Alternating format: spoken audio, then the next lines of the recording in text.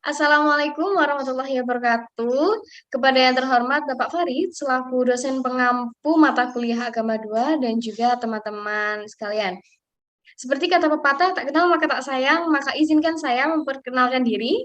Saya Ardia Farisa Marta dengan NIM akhir 017, selaku moderator yang akan memandu presentasi pada siang hari ini.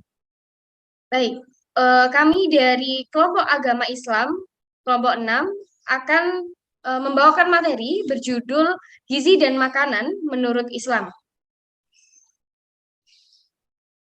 Next. Sebelum memasuki materi, izinkan saya untuk memperkenalkan anggota dari kelompok 6. Yang pertama ada Indi Rahma Febriana dengan NIM akhir 004, Junior Laksmi Eka dengan NIM akhir 005, Dwi Nanda Rahman dengan NIM akhir 015, saya sendiri Ardia Farisa Marta dengan NIM akhir 017, Hikmatul Kamilah dengan NIM akhir 022, Irma Hanifatus Saadah dengan NIM akhir 045, dan yang terakhir ada Luciana Putri Kusuma dengan NIM akhir 050.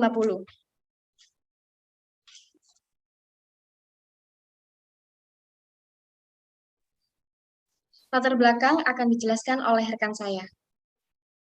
Baik, terima kasih. Menurut Mardianto dan Farhan, tahun 2022, Allah menciptakan manusia dan memberinya kemampuan untuk mencari dan bekerja dengan sungguh-sungguh dalam memenuhi kebutuhannya akan makanan. Dengan berkembangnya kehidupan manusia dan berkembangnya peradaban, minat manusia terhadap sumber bahan makanan dan produksi berbagai makanan, baik hewan maupun tumbuhan, meningkat. Hingga ilmu pertanian, ilmu gizi, dan makanan menjadi ilmu yang paling menonjol di era modern saat ini. Next.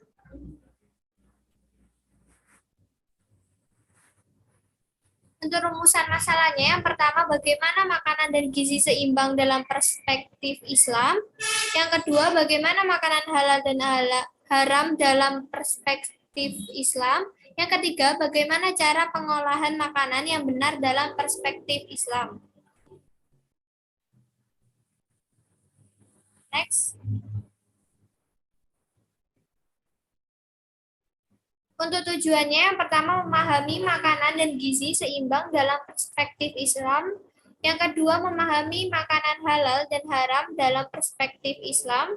Yang ketiga, memahami cara pengolahan makanan yang benar dalam perspektif Islam. Selanjutnya akan dijelaskan oleh rekan saya.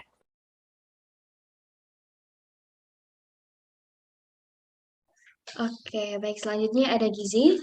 Nah, gizi sendiri ini berasal dari bahasa Arab, al-giza, yang berarti makanan.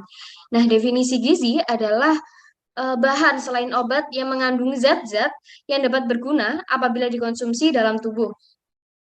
Makanan bergizi diungkapkan dalam firman Allah Subhanahu wa taala dalam Quran surat Al-Baqarah ayat 168 yang artinya, wahai manusia, makanlah dari makanan yang halal dan baik yang terdapat di bumi, dan janganlah kamu mengikuti langkah-langkah setan. Sungguh setan itu musuh yang nyata bagimu. Dan juga menurut Quran surat An-Nahl ayat 114 yang artinya, maka makanlah yang halal lagi baik dari rezeki yang telah diberikan Allah kepadamu, dan syukurilah nikmat Allah jika kamu hanya menyentuh dan menyembah kepadanya. Diartikan sebagai segala sesuatu yang diperbolehkan dan tidak terikat. Oke, untuk selanjutnya beberapa zat gizi yang baik dan sehat itu ada seperti karbohidrat, lemak, protein, vitamin, dan juga lainnya yang dapat menjaga kesehatan tubuh. Manusia membutuhkan makanan untuk keberlangsungan hidupnya. Dalam petunjuk Al-Quran yang artinya sungguh ada jaminan untukmu di sana. Engkau tidak akan kelaparan dan tidak akan telanjang. Wahai Adam, sungguh ada jaminan untukmu di surga sana bahwa engkau tidak akan kelaparan di dalamnya. Dan kamu di surga itu juga tidak akan telanjang karena Allah telah menyiapkan pakaian untukmu. Quran surat At-Toha ayat 118-119.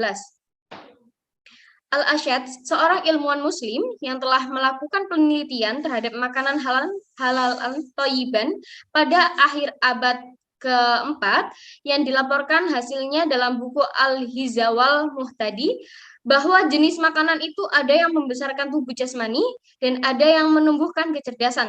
Seperti halnya dalam ilmu gizi, Karbohidrat dapat menumbuhkan fisik, sedangkan protein akan menumbuhkan kecerdasan. Next.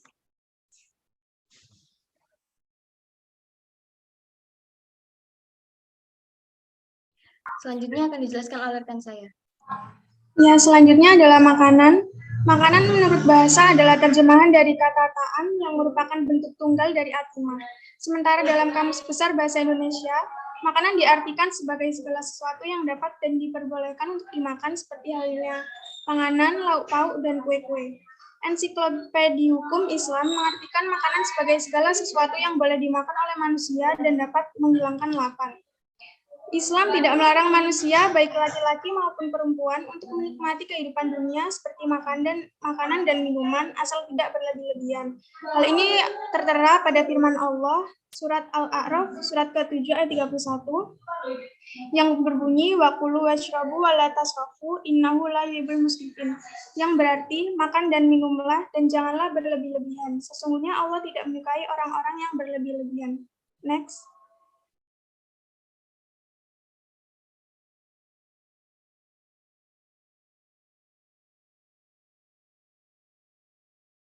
Baik, makanan dan gizi seimbang dalam perspektif Islam. Islam telah mengatur umatnya tentang bagaimana cara untuk mengonsumsi makanan yang halal lagi baik dan tidak berlebihan. Dalam beberapa ayat Al-Quran telah menerangkan tentang aturan makan dan minum. Hal ini disebutkan dalam surah Al-Baqarah ayat 168 yang berbunyi,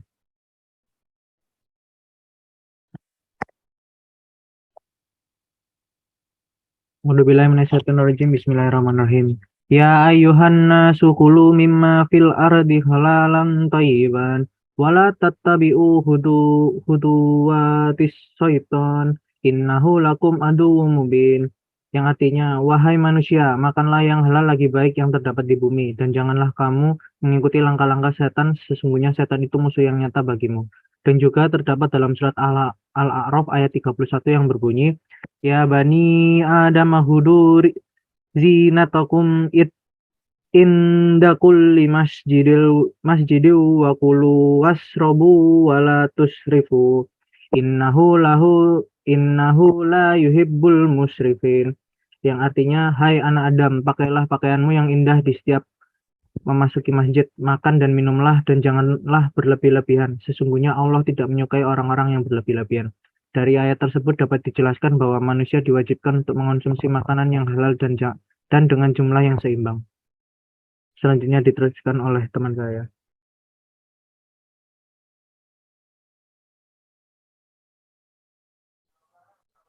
Selanjutnya yaitu kata halal. Kata halal secara etimologi berasal dari kata hala yang artinya lepas atau tidak terikat.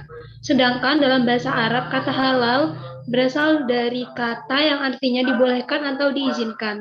Halal dapat diartikan sebagai segala sesuatu yang diperbolehkan dan tidak terikat dengan berbagai macam ketentuan.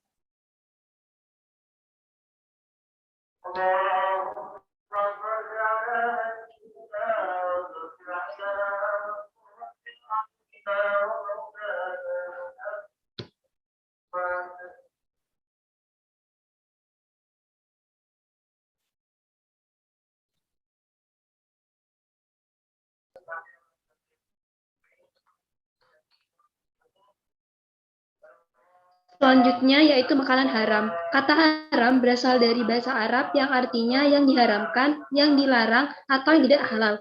Dapat diartikan bahwa makanan haram adalah makanan yang dilarang atau diharamkan untuk dikonsumsi, baik dari segi kandungannya, tata cara, penyembelihannya, dan segala hal yang tidak dalam Islam.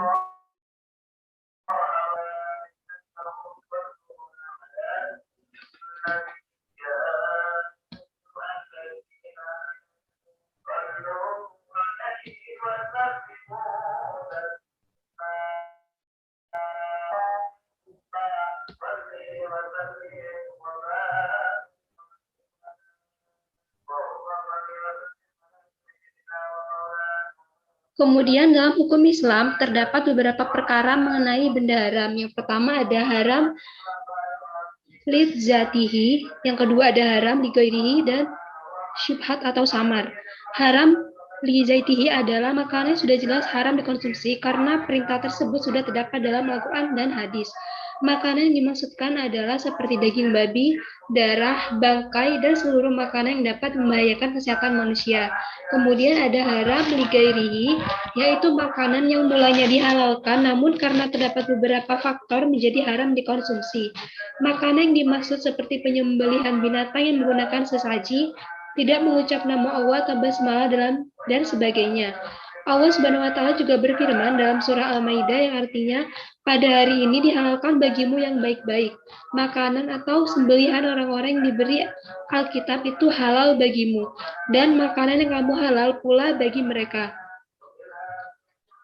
Dan dihalalkan mengawini wanita yang menjaga kehormatan di antara wanita-wanita yang beriman dan wanita-wanita yang menjaga kehormatan di antara orang-orang yang diberi Alkitab sebelum kamu, bila kamu telah membayar mas kawin mereka dengan maksud menikahinya. Barang siapa yang kafir sesudah beriman atau tidak menerima hukum-hukum Islam, maka hapuslah amalannya dan ia di hari kiamat termasuk orang-orang yang merugi.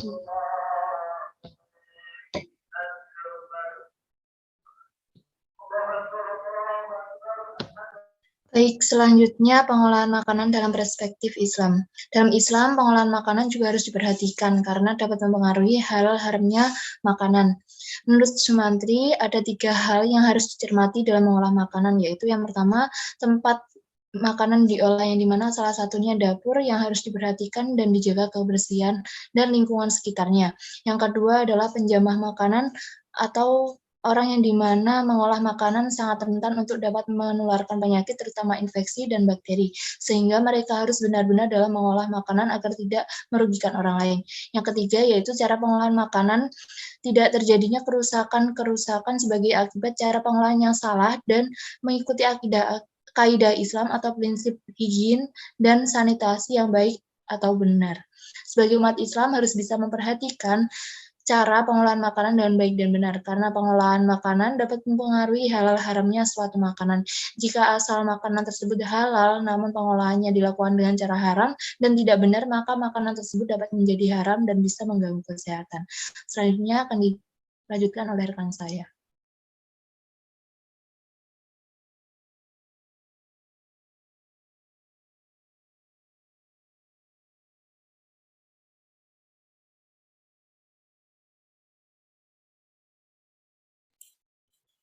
Lalu selanjutnya kesimpulan, gizi merupakan zat yang dikandung makanan dan diperlukan tubuh untuk dapat tumbuh dan berkembang. Dari surah Al-Baqarah ayat 168 dapat dijelaskan bahwa manusia diwajibkan untuk mengkonsumsi makanan yang halal dan dengan jumlah yang seimbang. Halal dapat diartikan sebagai segala sesuatu yang diperbolehkan dan tidak terikat dengan berbagai macam ketentuan. Surah Al-Baqarah ayat 168 memerintahkan kita untuk mengkonsumsi makanan yang halal dan thayyib. Makanan haram adalah makanan yang dilarang atau diharamkan untuk dikonsumsi baik dari segi kandungannya, tata cara, penyembelihan, dan segala hal yang tidak sesuai dengan aturan Islam. Beberapa benda haram yaitu haram latihi, haram likharihi, dan syubat atau samar. Pengolahan makanan dalam Islam juga harus diperhatikan karena dapat mempengaruhi halal haramnya makanan. 3 hal yang harus dicermati dalam pengolahan makanan yaitu di mana tempat makanan diolah, penjamah makanan, dan cara mengolah makanan. Next slide.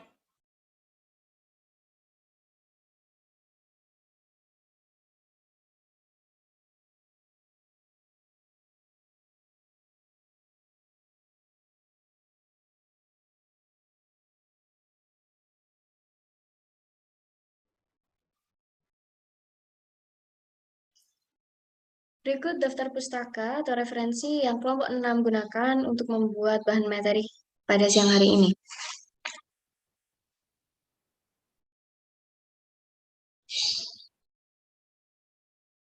Sekian, terima kasih. Itu saja yang dapat kelompok kami sampaikan. Apabila ada kekurangan data, kesalahan materi, dan juga kesalahan dalam pengucapan kata, kami mohon maaf yang sebesar-besarnya. Akhirul kalam. Wassalamualaikum warahmatullahi wabarakatuh.